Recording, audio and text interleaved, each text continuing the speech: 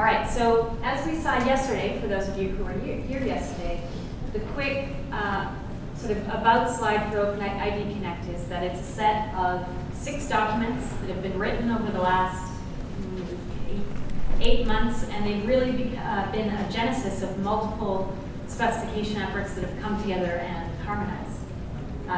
As you can see, they are based on a number of dependent specs, such as JOT, OAuth 2.0, and simple web discovery. And most importantly, you can get to those exact specs at OpenID.net/connect. So, you know, when you want to actually dig into the details of it, that is the place you can go. Before we get into OpenIDConnect, we need to talk about the very basics of OAuth. The great thing about OAuth is there are really only 2 things you do with OAuth. You get a token and you use a token. The way that OAuth works and the terminology that you need to be familiar with is that of an authorization server and that of a resource server. So an authorization server mints tokens, emits them in various ways, and a resource server is something that has data that it wants to communicate to you. If you want to have a conversation with it, and it requires the access token that was minted by the authorization server in order to verify the identity of the user and to continue. Okay, the third piece here, or the other 2 pieces that you should be aware of from a terminology perspective are the resource owner and the client. Okay, the client is not the human being. The client is the thing that acts as an agent on behalf of the human being. So when you talk about the human, you need to talk about the resource owner. When you see the word client, client can be anything from a massive website to a tiny native mobile app running on a cell phone. We'll get a bit more into that in a minute. A few other things about OAuth. First thing is that credential collection is, Paul Madsen would say, orthogonal. You can collect credentials in numerous ways with OAuth. You can redirect to an authoritative service that can collect those credentials. You can collect the credentials yourself and send them on via an API call. Okay, there are numbers of ways to do this, and we'll go through in OpenIDConnect some of the more common and best practice ways that those can happen. The other thing you'll probably hear about are grants, right? So when you grant, an authorization grant can happen via various methods. We talk about implicit grants and implicit flows. So grants and flows generally are the same thing. You'll see that as we go farther along. Most importantly, the token format is not specified in OAuth 2.0. For those of you who were here yesterday, Tony made the point that that could cause problems in the future. But as the specification stands today, we talk about this thing called an access token. We don't actually care what's inside it. We get it, we use it, but how it's built and who reads it is, generally speaking, out of scope. Yes? So OAuth doesn't care what's inside of it. Correct. OpenIDConnect will. OpenIDConnect will, that's correct. Well, for its own token. Yes. Right. OpenIDConnect cares about what's in the ID token, the access token. Not in the access token. Left to the preferences of Right. And as I said before, clients come in all shapes and sizes. A client can be anything from 3 lines of JavaScript to an entire application like Flickr. So when you see the word client, you need to think of you know, pieces of code operating on behalf of the user. Could be doing any one of a number of things. So this is what it looks like. You've got your authorization service on the left here, and it is creating and emitting tokens. And you'll notice that 1 and 2 here are not really labeled. That's because this can happen one of a number of ways. This is the difference between an implicit flow and an authorization code flow, is how many of these endpoints you talk to, how the token is attached or sent from that endpoint, whether it's in a URI fragment, whether it's in you know, part of a redirect. All of those details are not really discussed in OpenIDConnect, other than what we do in OpenIDConnect is we limit the number of flows that are supported. So how many, John, how many flows are there in OAuth 2? Do you know? 5? Depends on who you ask. Okay. Typical engineering response. There's the implicit flow, which is the token flow, depending on which version of the spec you read. Then there's the code flow, where the client can maintain a secret. And there's a hybrid flow, which includes both code and token for cases where you have a smart client and a web server app. Right. There's also the client credential flow, right? That's the code flow. Oh, is that okay? So anyways, there's a lot of detail There's front there. channel, back channel, and one that combines the two. That makes sense. So lots of detail there. What OpenIDConnect does is profiles it down so that we only talk about specific flows and not every possibility that's built into the OAuth 2.0 specification. So now we get to OpenIDConnect. Terminology-wise, we talk about OpenID providers and relying parties. So this is different from the OAuth terminology. OpenID providers are essentially an additional bit of functionality that sit at the authorization service. And specifically what we're doing is we're issuing another token in addition to the OAuth 2.0 access token.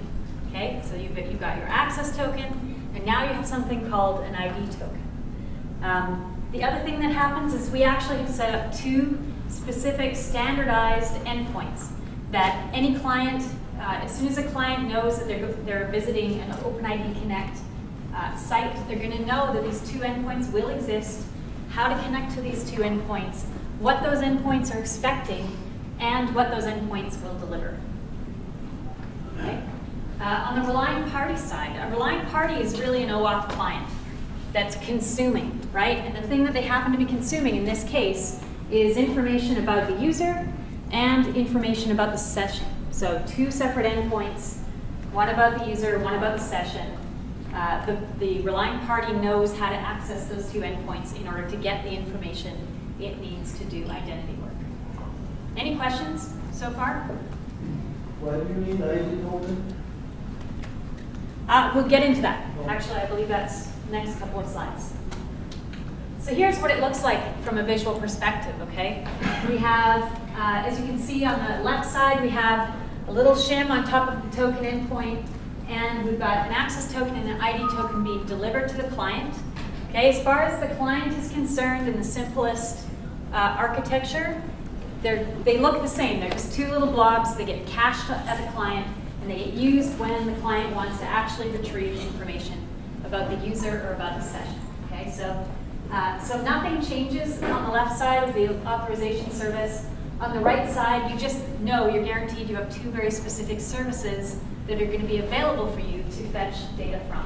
One of them takes the access token, and that's the user info endpoint. So it's exactly the same as any other OAuth resource service. And the other one is the session, check session endpoint. That's the one that you have to use the ID token for. So we'll talk first about the user info endpoint.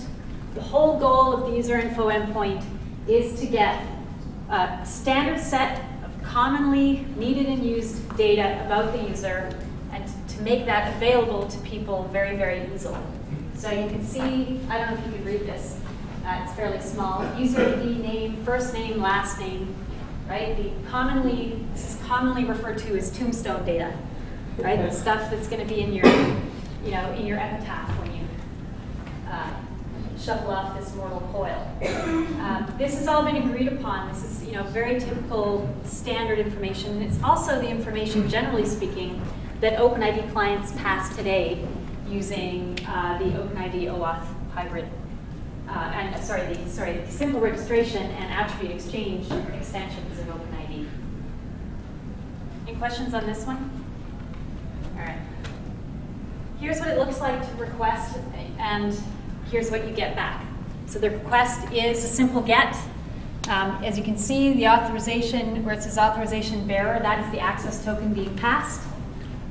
When you pass that access token, the service will do the validation of that access token, and what do you know? You get your identity information back.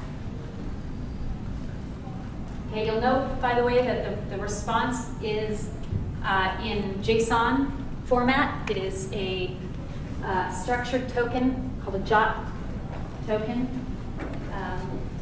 So it's pretty simple, easy to read. There's no XML, there's no angle brackets in here whatsoever.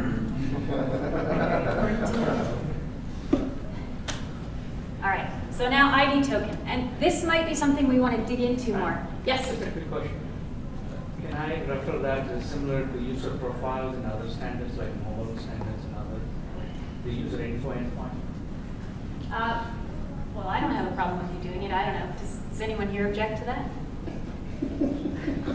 I don't see anyone objecting.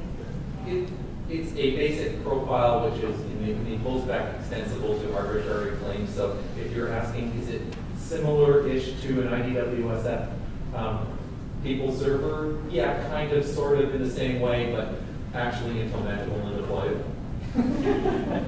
Yeah, the other thing to note is that, Facebook has an API that does this already. Twitter has an API that does this already, right? Everybody has to write an API to communicate this information, right? The difference is that it's the same one, so that all those third-party developers who want to write apps or who have client libraries that are already existing can just check a box and it works, as compared to having to look at the tiny little changes and the differences here, there, and everywhere. So, ID token. This, like I said, this might be something we actually want to dig into, but an ID token is a signed JOT. It's created by the authorization server. It contains basic information, but it's treated as an opaque token by a simple minimal client. So you don't need to have to be able to evaluate signatures if you're a mobile client. You can just take it and you can pass it on and it'll be evaluated on the other end. That's the simple use case. In the more advanced use cases, if you are a more advanced client that has the capability to validate signatures, you could actually pull this ID token apart and evaluate what's inside of it. And it gets used at the check session endpoint, which I'm going to jump to now, but we may want to, like I said, dig into more about this. So here's what happens at the check session endpoint. The check session endpoint is all the stuff that you would normally get, for example, in a SAML token in the authentication context, right, in the header of the SAML request. So what is the context? How did they authenticate? Did they authenticate with a password, with a smart card? How long is the session good for, right? Are they still authenticated? Who are they? In this case, we've actually got a user ID here. There's a number of other things that can be included here as well. I can't remember. Oh, the issuer, right? So where were they authenticated to? Who's actually the authoritative OP that's going to talk about? So one thing that for people that are used to OpenID 2, where the user ID is a single HTTP URI in OpenIDConnect, the user identifier is more like SAML, where there's two parts. There's an issuer and a user ID. Those two are combined to create the unique user identifier. So the user ID is scoped to the issuer, and it is supposed to be a non-reassignable identifier. So Jane Doe is probably a bad example of that. Right. So all the things that used to come inside of the token, right, that big fat token that was such a problem to pass around, especially to cell phones and things like that, they've all been broken out into these services and been made available as RESTful requests, instead of just all being jammed in the token. That's kind of the basic value prop. Any questions about how that works? Does anyone want to talk a little more in depth about the ID token? What's your expression on the bottom? Month, day, year, MLI?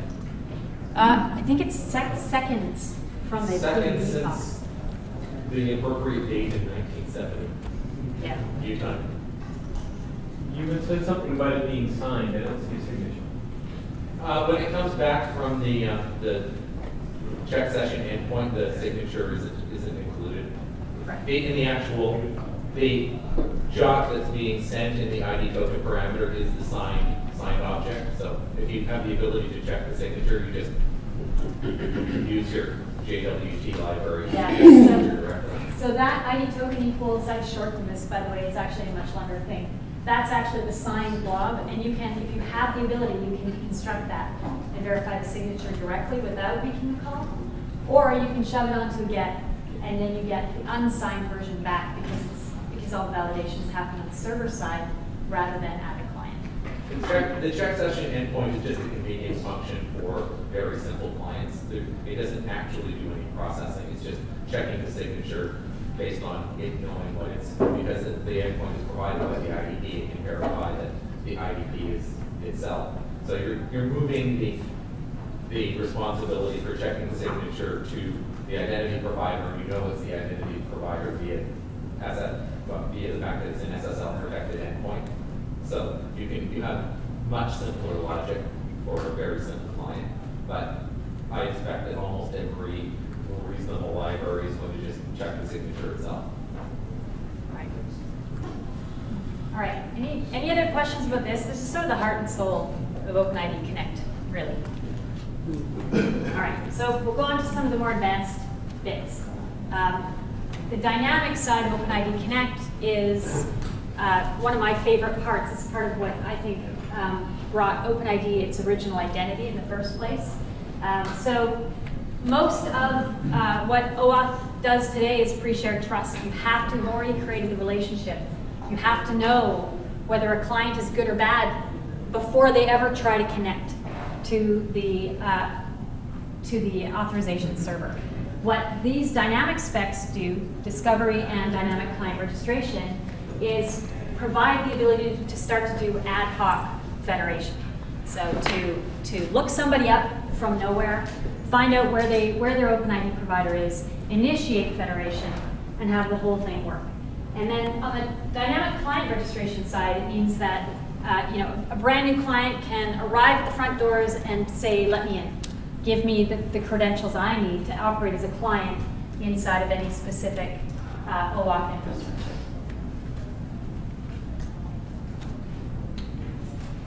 And then there's the complete spec. So on the original diagram, you saw that we had minimal, dynamic, and complete.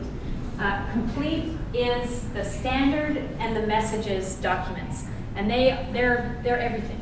So if you are an OP, you have to read the complete set, and you have to implement the complete set.